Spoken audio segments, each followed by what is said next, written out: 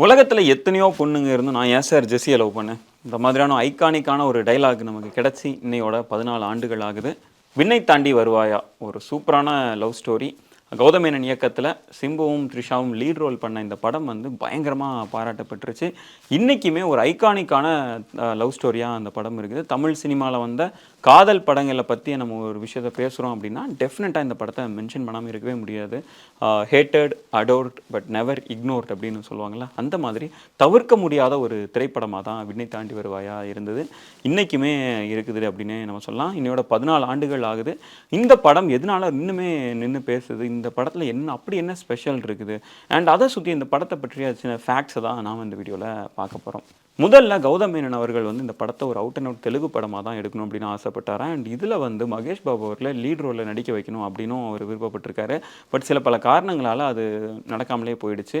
So அதுக்காக இந்த படத்தை வேறு யாரை ஹீரோவை வச்சு பண்ணலாம் அப்படின்னு சொல்லிட்டு தேடிட்டு இருக்கும்போது தான் சிம்புவை வந்து அவர் மீட் பண்ணியிருக்காரு. அண்ட் இந்த படம் வந்து ரெண்டு பேருக்குமே ப்ராப்பராக வைப் செக் ஆனதுனால அந்த கார்த்திக் கதாபாத்திரத்தில் ஒரு சின்ன மாற்றத்தை, அதாவது சிம்பு அவர்களுக்காக ஒரு சின்ன மாற்றத்தை சேஞ்ச் பண்ணிட்டு இந்த படத்தை எடுக்க ஆரம்பிச்சிருக்காங்க. இது வந்து தமிழ்லையும் தெலுங்குலையும் ஒரே டைமில் சைமல்டேனியஸாக ஷூட் பண்ணப்பட்டுச்சு. அண்ட் ஒரே நாளில் ரெண்டு படமும் ரிலீஸ் ஆச்சு. தமிழில் வந்து விண்ணை தாண்டி வருவாயா அப்படின்ற டைட்டிலில் ரிலீஸ் ஆகுது. தெலுங்கில் வந்து ஏ மாயா சேஸ்தாவே அப்படின்ற ஒரு டைட்டிலில் ரிலீஸ் ஆகுது. தமிழில் வந்து முன்னாடி சொன்ன மாதிரி சிம்புவும் த்ரிஷாவும் லீட் ரோலில் பண்ணுறாங்க. தெலுங்கில் வந்து நாக சைத்தன்யாவும் சமந்தா அவர்களும் லீட் ரோலில் பண்ணுறாங்க. அண்ட் தெலுங்கில் வந்து தமிழில் அதாவது ஹீரோயினாக நடித்த சிம்புவும் த்ரிஷா அவர்களும் கேமியோ பண்ணுறாங்க. தமிழில் வந்து தெலுங்கில் ஹீரோயினாக நடித்த நாக சைத்தன்யா அவர்களும் சமந்தா அவர்களும் கேமியோ பண்ணுறாங்க. ஸோ இந்த எல்லாமே சைமல்டேனியஸாகவே ஷூட் பண்ணுறாங்க. தெலுங்கும் சரி தமிழும் சரி சைமல்டேனியஸ் ஷூட் பண்ணிருக்காங்க. 99% ரெண்டு படமும் ஒரே மாதிரியாக இருக்கும். ரெண்டு படத்தோட ஸ்க்ரீன் பிளேயும் டைலாக்ஸும் எக்ஸாக்டாக சேமாக இருக்கும் எக்ஸெப்ட் கிளைமேக்ஸ் வந்து தமிழ், அதாவது விண்ணை தாண்டி வருவாயா படத்தோட கிளைமேக்ஸ் வந்து இன்றைக்குமே பேசப்படுற ஒரு கிளைமேக்ஸாக இருக்கும். பட் இந்த படத்தோட கிளைமேக்ஸ் வந்து ஏமாயா சேஸ்தாவையில் வேறு மாதிரியாக இருக்கும். அதாவது இந்த காதல் வந்து கடைசி வரைக்கும் சேராத மாதிரி விண்ணை தாண்டி வருவாயில் காட்டியிருப்பாங்க. குறிப்பாக அந்த தியேட்டரில் வந்து சிம்பு அவர்களுக்கு வந்து கை கொடுத்துட்டு த்ரிஷா அவர்கள் நடந்து போவாங்க. த்ரிஷா நடந்து போகிறத சிம்பு பார்த்துட்டே இருப்பார். அப்படியே படம் முடியும். ஆனால் தெலுங்கில், அதாவது ஏமாயா சேஸ்தாவையில் படம் வந்து கிளைமேக்ஸ் வந்து டோட்டலாக வேறு மாதிரி இருக்கும். ரெண்டு பேருமே ஒன்றா சேர்ந்து வாழ்கிற மாதிரியாக படத்தை காட்டியிருப்பாங்க. அதில் வந்து த்ரிஷா அவர்கள் வந்து சிம்புவுக்கு கை கொடுத்துட்டு போகிற மாதிரி இருக்கும். பட் ஆனால் இந்த ஏமாயா சேஸ்தாவையில் வந்து நாக சைத்தன்யா அவர்களும் சமந்தா அவர்களும் ஒன்றா பைக்கில் ஏறி போகிற மாதிரியாக காட்டியிருப்பாங்க.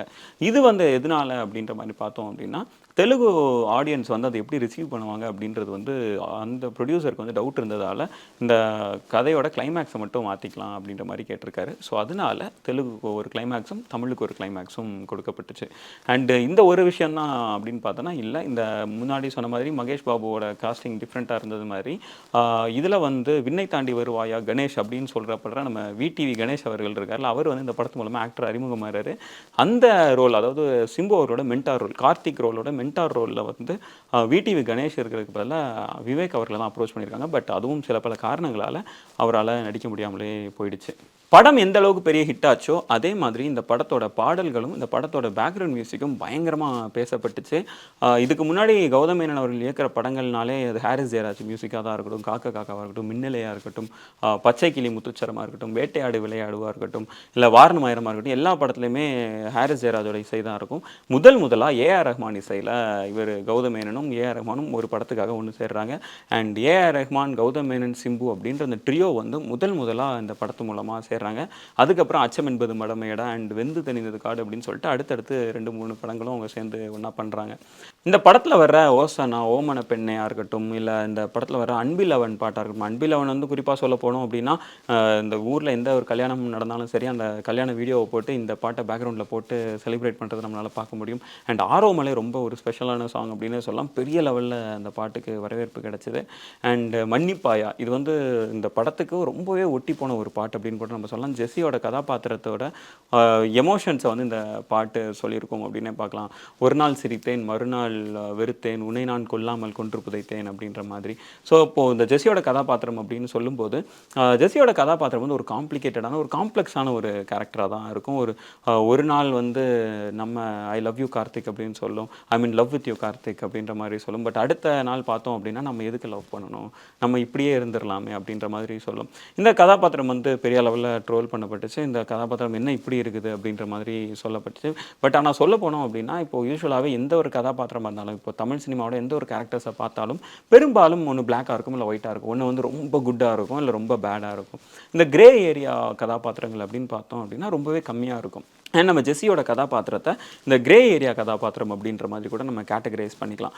இந்த மாதிரியான ஒரு கதாபாத்திரம் வந்து நம்ம டே டு டே லைஃப்பில் நம்மளால் பார்க்க முடியும். அதாவது ஒரு கமிட்மெண்ட் கொடுக்கறதுக்கு ஹெசிடேட் பண்ணுற ஒரு கேரக்டராக இருக்கலாம். ஃபேமிலியோட பேக்ரவுண்டை நினச்சிட்டு ஓகே ரைட் அது இப்படி இருக்குமே, இது பிரச்சனையாகுமே அப்படின்னு நினச்சிட்டு ஒரு ரிலேஷன்ஷிப்புக்குள்ளே போகிறதுக்கு ஒரு தயக்கம் காட்டுற ஒரு கேரக்டராக இருக்கலாம். இல்லை ரிலேஷன்ஷிப்பில் இருந்தாலுமே என்னென்னா ஐயோ வீட்டில் இப்படி ஒரு பிரச்சனை இருக்கே அப்படின்னு சொல்லிட்டு டிசைட் பண்ணுறதுக்கு ரொம்ப கஷ்டப்படுற ஒரு கேரக்டராக இருக்கலாம். இதெல்லாம் நம்ம டே டு டே லைஃப்பில் ஒரு பார்க்குற ஒரு கேரக்டராக தான் இருக்குது. ஸோ அதனால் ஜெஸ்ஸியோட கேரக்டர் வந்து க்ளோஸ் டு ரியாலிட்டி அப்படின்ற மாதிரி பலர் வந்து இதை மென்ஷனும் பண்ணியிருந்தாங்க. ஸோ விண்ணை தாண்டி வருவாயா பயங்கரமாக ஹிட் ஆகுது. ஸோ நம்ம ஊரில் பார்த்தோம் அப்படின்னா ஒரு படம் பயங்கரமாக ஹிட் ஆகுது அப்படின்னா அந்த டேரக்டருக்கு நேராக வந்து விழுற ஒரு கேள்வி வந்து சார் படத்தோட செகண்ட் பார்ட் எப்போ சார் வரும் அப்படின்ற ஒன்று. அண்ட் இந்த கேள்விக்கு வந்து கௌதம் மேனன் அவர்களும் விதி விலக்கல்ல. விண்ணை தாண்டி வருவாயா பார்ட் 2 எப்போ வரும் அப்படின்னு எல்லாரும் பயங்கரமாக கேள்வி கேட்டு பயங்கரமாக அவரை நச்சரித்ததுனால அதனாலவோ என்னவோ தெரில அவர் விண்ணை தாண்டி வருவாயா பார்ட் 2 கண்டிப்பாக வரும் அப்படின்னு சொன்னாங்க. அண்ட் இதுக்கான வேலைகளும் அவர் தொடங்கவும் செஞ்சுட்டாரு. இதுக்கு ஒரு ஒன்லைனும் அவர் எழுதியிருக்காரு. அதாவது என்னன்னா கார்த்திக் வந்து 10 ஆண்டுகளுக்கு கழிச்சு என்னன்னா அமெரிக்காவுக்கு பயணம் போறாரு ஒரு ஃப்ரெண்டை கூப்பிட்டுட்டு. ஸோ இதுதான் அந்த படத்தோட ஒன்லைன். இதை வந்து சுற்றி இதுக்கு வந்து கார்த்திக் இருக்கிறார். கார்த்திக் ஒரு ஃப்ரெண்டு வந்து அதுவும் ஒரு முக்கியமான ஒரு கேரக்டராக இருக்குது இந்த செகண்ட் பார்ட்டில் அப்படின்றத அவர் மென்ஷன் பண்ணியிருக்காரு. அண்ட் இதுக்காக என்னன்னா மாதவன், அல்லு அர்ஜுன், புனித் ராஜ்குமார் இந்த மாதிரியான உச்ச நட்சத்திரங்களை அவர் அப்ரோச் பண்ணதாகவும் தகவல் இருக்குது. அண்ட் விண்ணை தாண்டி வருவாயா 2 வந்து கண்டிப்பாக நடக்கும் அப்படின்னும் நிறையா இன்டர்வியூஸில் கௌதம் மேனன் அவர்கள் கான்ஃபிடென்ட்டாக சொல்லவும் செஞ்சுருக்காரு. ஸோ விண்ணை தாண்டி வருவாயா 2 எப்படி இருக்கும் அப்படின்றதையும் அது எப்போ வரும் அப்படின்றதையும் பொறுத்து இருந்து தான் பார்க்கணும். படத்தோட செகண்ட் பார்ட் இன்னும் வரல அப்படின்னாலும் விண்ணை தாண்டி வருவாயோட ஸ்பின் ஆஃப் ஒன்று வந்தது. அதாவது கார்த்திக் டயல் செய்த எண். இது வந்து ஒரு ஃபீச்சர் ஃபிலிம் கிடையாது, ஒரு ஷார்ட் ஃபிலிம். நிறைய பேருக்கு தெரிஞ்சிருக்கும், சிலருக்கு வந்து தெரியாமல் கூட இருக்கலாம். இது வந்து கோவிட் டைமில் ரிலீஸ் ஆச்சு. யூடியூப்லேயே அவங்க ரிலீஸ் பண்ணியிருந்தாங்க. ஸோ இது வந்து ஒரு இன்ட்ரெஸ்டிங்கான ஒரு விஷயம். அவ்வளோதான். 2 பேரும் இந்த 2 கார்த்திக்கும் ஜெஸ்ஸியும் 10 ஆண்டுகளுக்கு அப்புறம் எப்படி இருப்பாங்க அப்படின்றத ஒரு விஷயத்த சொல்கிற ஒரு ஷார்ட் ஃபிலிம் தான் இது.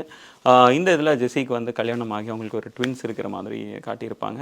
அண்ட் இருந்தாலும் கார்த்திக் வந்து இந்த ஜெஸ்ஸியோட காதல் வந்து ஜெஸ்ஸி மீதான தன்னோட காதல் வந்து 10 வருஷத்துக்கு அப்புறம் எப்படி இருக்குது, இப்போவும் இருக்குதா இல்லை இப்போ போயிடுச்சா, இப்போ வந்து 2 பேருக்கு இடையிலான உறவு என்ன அப்படின்றத இந்த ஷார்ட் ஃபிலிமில் பேசியிருப்பாங்க. இன்னொரு விஷயம், ஒரு ஃபன்னான ஒரு விஷயம் என்ன அப்படின்னா யூஸ்வலாக அந்த ரிலேஷன்ஷிப்பில் வந்து பிரதர் ஜோன் சிஸ்டர் ஜோன் பண்ணுறதெல்லாம் பார்த்துருப்போம், ஃப்ரெண்ட் ஜோன் பண்ணுறதை பார்த்துருப்போம். பட் முதலாக இதில் வந்து சன் ஜோன் பண்ணுறதை நம்ம பார்ப்போம். என்ன அப்படின்னா ஜெஸ்ஸி வந்து Karthik you are like my third child அப்படின்ற மாதிரி சொல்லியிருப்பாங்க. அண்ட் அதுவுமே என்னன்னா ஒரு ஜாலியான ஒரு விஷயமா இருக்கும். அண்ட் இது ஒரு இன்ட்ரெஸ்டிங்கான ஒரு ஸ்பின் ஆஃபாகவும் இருக்கும். ஓகே ஒரு கேரக்டர் வந்து 2 பேரும் ஒரு சேரலை, அடுத்து ஒரு 10 வருஷத்துக்கு அப்புறம் அவங்க சேர்றாங்களா இல்லையா அப்படின்றத பற்றிய ஒரு ஷார்ட் ஃபிலிமாக இது இருக்கும். ஓகே, ஸோ இதோட இந்த வீடியோ நிறைவு பெறுது.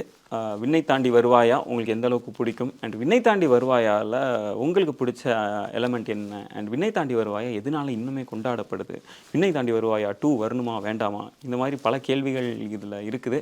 அண்ட் இதில் எல்லா கேள்விகளுக்கும் உங்களோட பதிலை கமெண்ட் பண்ணுங்கள்.